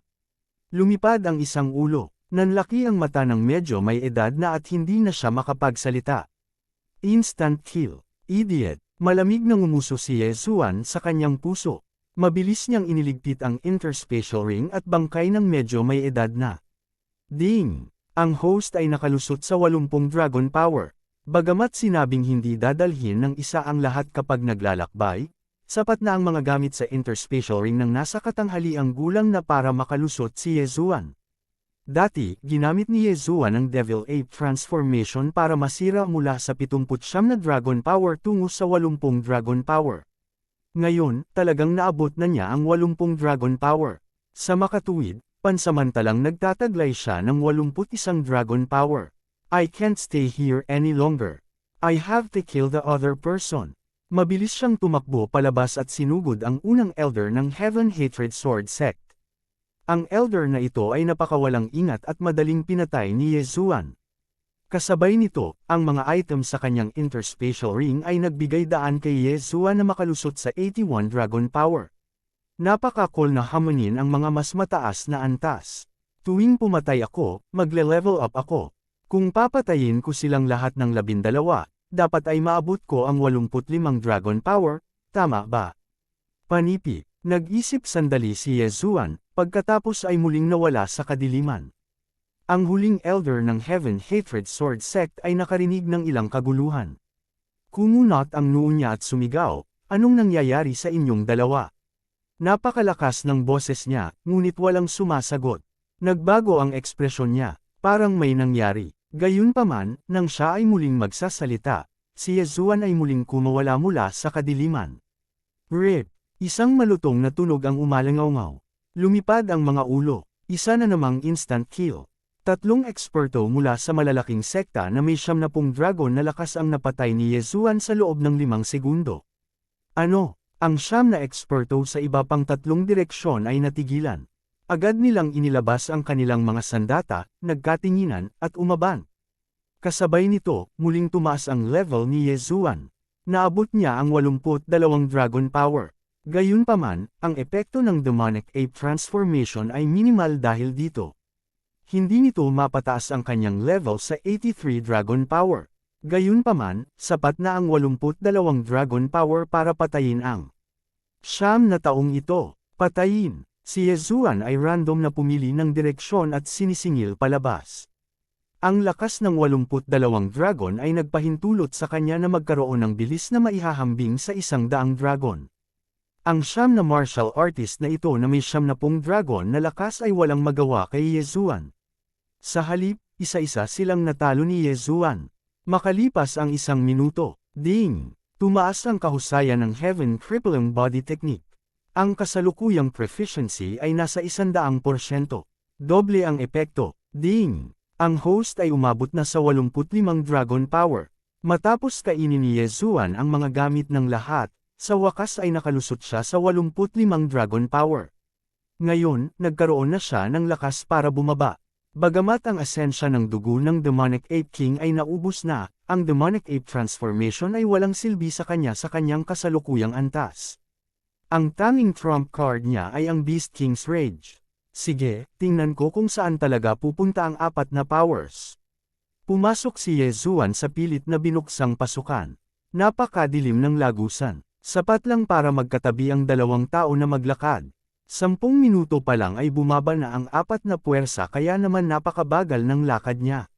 Natatakot siyang mabangga sila. Unti-unting sumulong si Yezuan. Walang tunog na nagmumula sa lagusan. Tila hindi nakatagpo ng anumang panganib ang 4 na puwersa. Halos kalahating oras siyang naglakad bago siya nakakita ng sinag ng berdeng ilaw. Maingat siyang lumapit at saka tumingin. Natigilan ang buong pagkatao niya. Sa ilalim ng lungsod na ito, mayroon talagang Immortal's Cave, isang dambuhalang Immortal's Cave na gawa sa Celestial Blue Stone. Damn it, ngayon ay may kuweba na gawa sa Celestial Stone. Magkano ang halaga nito? Kabanata 379. Shilian Panginoon. Sa pag-iisip ng simula, halos mamatay si Yezuan para sa isang kamao na Celestial Blue Stone. Ngayon, sa hindi inaasahang pagkakataon ay mayroong isang malaking Immortal's Cave na itinayo ng Celestial Bluestone, na hindi ka panipaniwala. Nakita ni Yezuan ang pera at agad na sinaksak ang isang espada sa dingding, ngunit ito ay tumalbog pabalik. Oo naman, may makapangyarihang defensive formation. Ang taong nagtayo ng malaking Immortal's Cave na ito ay hindi bababa sa Master ng Spirit Realm. Hulaan ni Yezuan sa kanyang puso. Lumingalinga siya sa paligid at nalaman niyang iisa lang ang daan para pumunta sa unahan, kaya dumiretso na lang siya. Maingat siyang naglakad saglit at may nakita siyang malaking bato.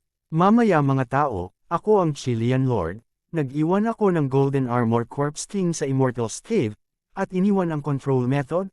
Kung makuha ito ng nakatadhana, mangyaring ipasa ang aking pagdalisay ng bangkay. Ito ang tala sa malaking stone tablet na ito. Chilean Lord, napakurap si Yezuan at nalilito.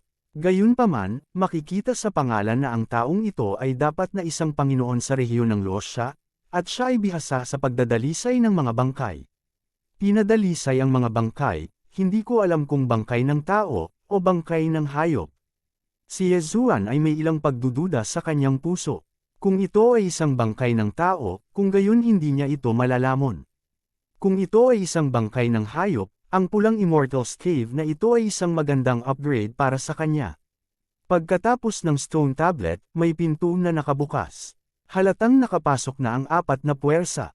Tahimik na lumapit si Yezuan sa pintuan, tumingin, at natuklasan ang 4 na sanggang daan sa kalsada.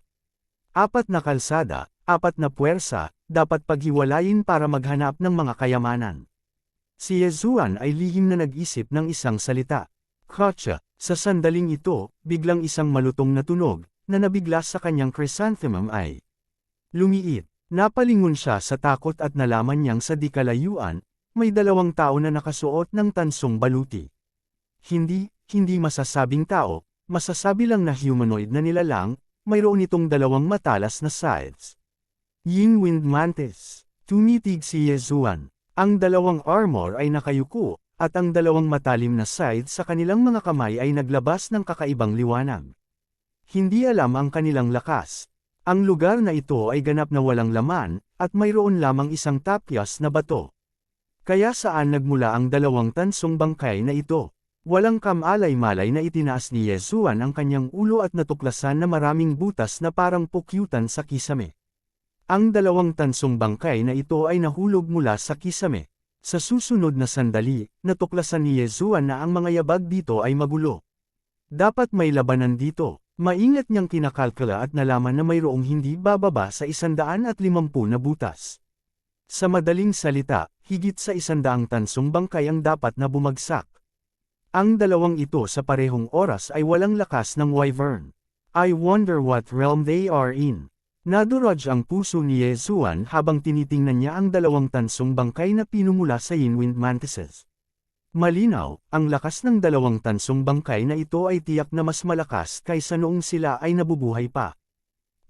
Sa sandaling ito, ang 2 tansong bangkay ay biglang humakbang pasulong at sumugod patungo kay Yezuan habang itinaas ang kanilang mga side. Napakabilis. Ang bilis na ito ay lumampas na sa 70 dragon powers.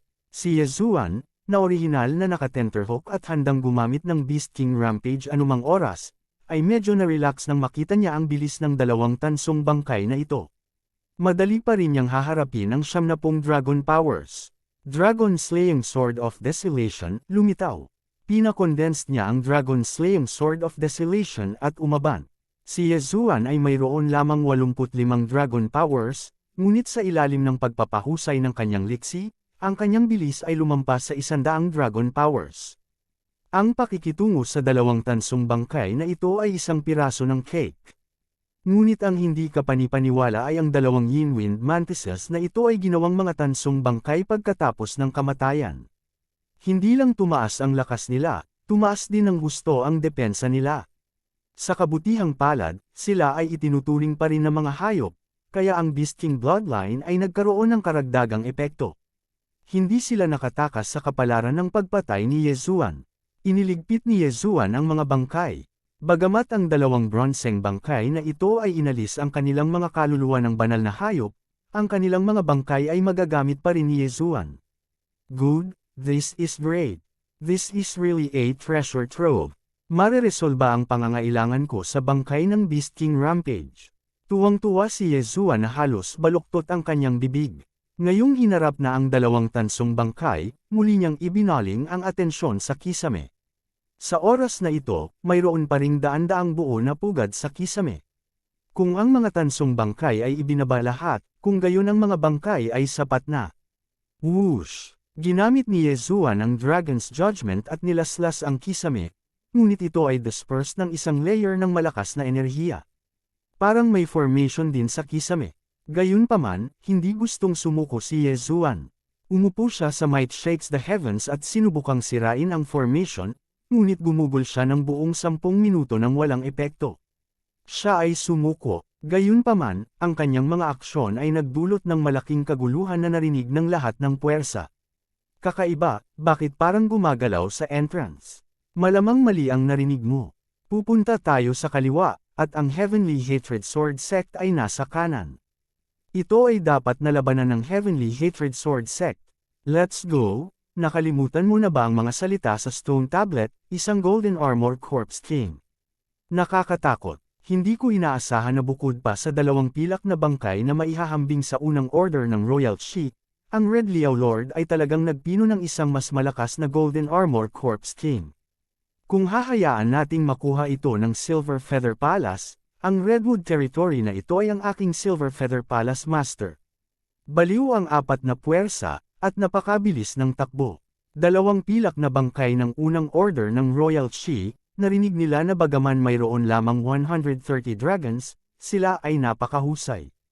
Ang Golden Armor Corpse King ay tiyak na mas malakas kaysa sa pilak na bangkay, marahil ay umabot sa pangalawang order ng Royal Shi.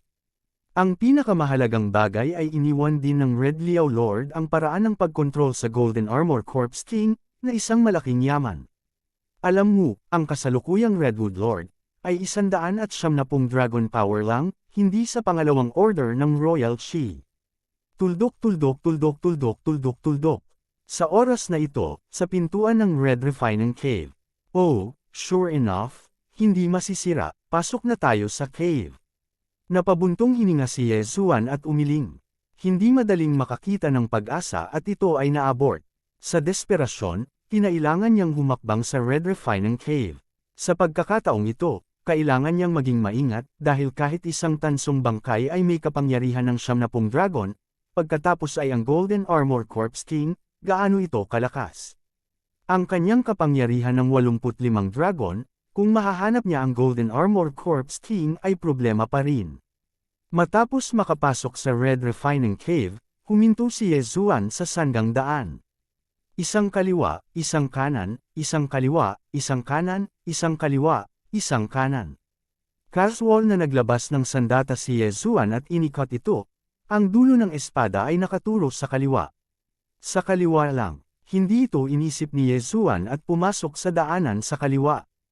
4 na tinidor, 4 na puwersa, maliban na lang kung may mapa, kung hindi, hindi sila magsasama-sama, dapat itong nakakalat upang galugarin. Ang kalsadang ito na pinili ni Yezuan ay ang direksyon ng Silver Feather Palace. Napakaingat niyang sumulong, bagamat may mga kayamanan sa harapan, ngunit may mga panganib din. Kabanata 400, Nag-iisa Chuang. Tinataya ni Yezuan na hanggat pupunta ka sa isang partikular na lugar, babagsak ang mga tansong bangkay na ito. Sa makatuwid, nagsimula siyang tumakbo sa paligid ng daanan na ito, at ang layunin ay ibagsak ang mga tansong bangkay na ito. Gotcha, tama ang hula niya. Pagkaraang hindi niya sinasadyang matapakan ang isang lugar, biglang bumukas ang kisame, at 2 tansong bangkay ang nahulog. Sa pagkakataong ito, sila ay Yinwind Spiders. 2 bangkay ng gagamba na tanso, bawat isa ay may 8 paa, ang sumugod kay Yezuan. Kinasusuklaman ni Yezuan ang ganitong uri ng kasuklam-suklam na bagay na may maraming paa, at agad na pinatay ang nakaraan. Ang 2 bangkay na tansong gagamba na ito, ang isa ay may lakas na 71 dragon, ang isa ay 72 dragon. Gayunpaman, ito ay walang anumang pakinabang. Wala pang 2 segundo, isa-isa silang nilinis ni Yezuan. Ang mga tansong bangkay ay walang kaluluwa ng banal na hayop, kaya para kay Yezuan, ito ay bangkay lamang ng Beast King Rage. Dahil sa paglilinis na ito ng mga tansong bangkay, hindi sinasadyang maabyutan ni Yezuan ang malalaking puwersa sa kanyang harapan. Kakaiba rin ang hitsura ng tansong bangkay na ito, bumagsak mula sa kisame, tumataas mula sa sahig, lumakad palabas sa dingding kung saan maaaring lumabas si Fang Xing. Tuwang-tuwa si Ye Zuan na pumatay. Gayunpaman, halos kalahating oras pagkatapos niyang makapasok sa Red Refining Cave, matagumpay din niyang nakolekta ang libu-libong mga bangkay mula sa 99 na dragon hanggang 75 dragon. Ngayon, maaari niyang gamitin ang Beast King Rage ng 2 beses.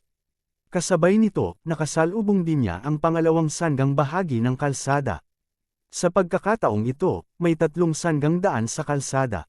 Bagaman hindi ko alam kung aling panig ang nasa direksyon ko, ang 3 sanggang ito ay dapat hayaan silang hatiin sa 3 kalsada. Naisip ni Ye Zuan sa kanyang puso, naalala niya na sa pagkakataong ito ang 4 na puwersa, bawat panig ay may humigit kumulang 30 tao, kung ang hukbo ay nahahati sa 3 kalsada, kung gayon ang bawat kalsada ay dapat na hindi hihigit sa 10 tao. Sa kasamaang palad, ang bilang ay medyo malaki pa rin. Kahit na ginagamit ni Ye Zuan ang Beast King Rage, hindi nito kailangang sirain ang 10 tao na koponan. Pagkatapos ng lahat, ito ang pinakamataas na puwersa ng Redwood Territory. Marahil ay magkakaroon ng Middle Grade Heaven Tool o Middle Grade Heaven Level Martial Art, na napakahirap harapin. Maingat siyang sumulong sa loob ng kalahating oras. Matapos patayin ang daan-daang bangkay, sa wakas ay nakasalubong niya ang 3 sanggang bahagi ng kalsada. Sa pagkakataong ito, mayroon ding 3 sanggang daan sa kalsada, na nagpapakinang sa mga mata ni Ye Zuan. Kung ang pangkat ng 10 tao ay nahahati sa 3 kalsada, kung gayon mayroong 3 tao sa isang tabi. 3 tao, kaya niyang harapin. Gawin mo, sana 3 na lang ang tao. Ang mga mata ni Ye Zuan ay kumislap, kahit na nakatagpo siya ng isang malakas na kaaway, maaari siyang umatras. Sa sandaling ito, tinanggal niya ang maskara ng Ultramantiga at pagkatapos ay nagsuot ng maskara ng Detective Conan. Kamatayan ng elementarya na estudyante.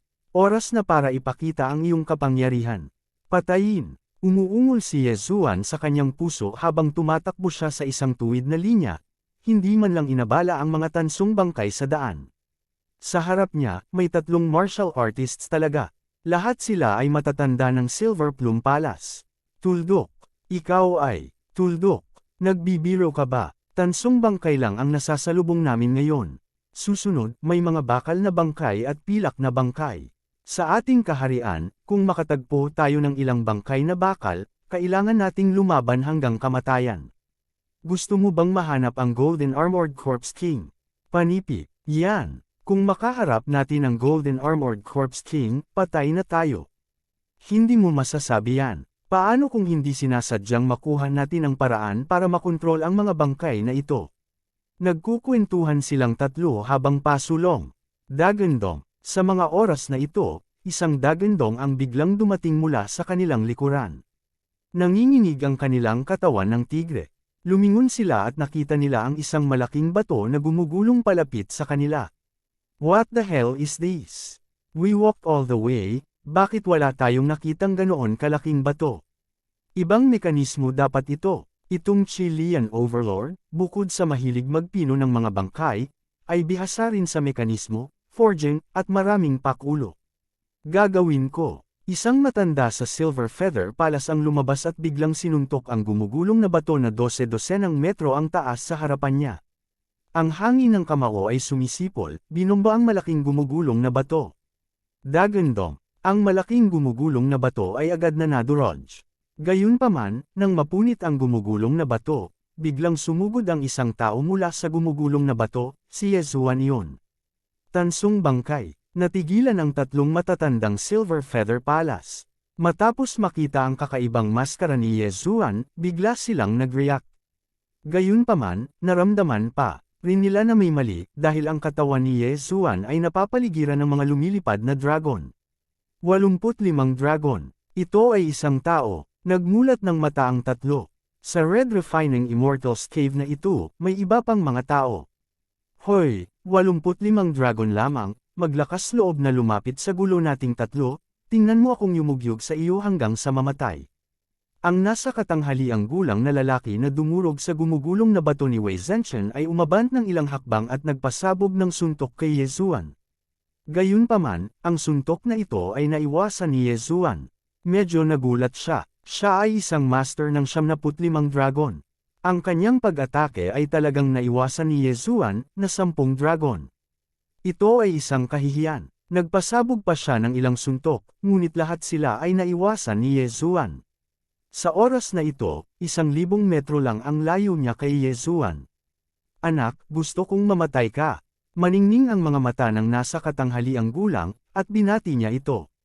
Ang kanyang bilis ay mas mabilis kaysa kay Yezuan. Ngunit paano niya nalaman na niloloko lang ni Yezuan ang kaaway? Ang kanyang bilis ng pagsabog ay katulad ng isang martial artist na may 85 dragon. 800 metro, 600 metro, 300 metro, 100 metro.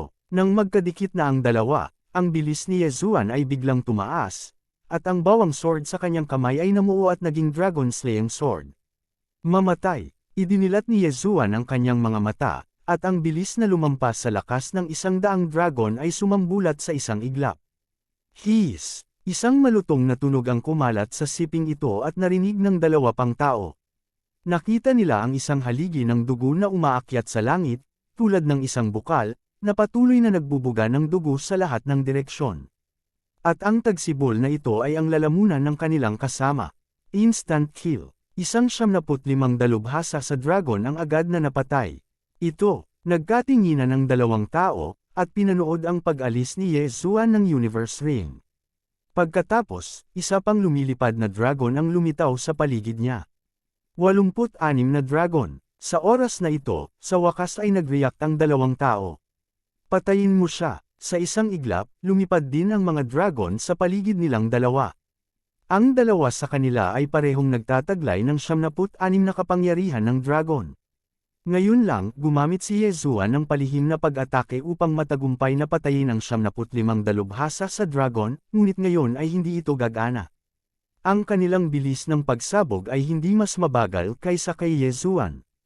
Oo naman, may middle grade heaven class movement technique. Naningkit ang mga mata ni Yezuan. Wala siyang nakitang middle grade heaven class movement technique sa Universe Ring ng taong iyon. Tila nawasak ito ng kabilang partido matapos itong malaman.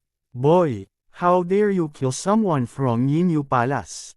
Mamatay. Isang matandang lalaki na may puting kilay ang umungal, at naglunsad ng parang bagyong pag-atake kay Yezuan.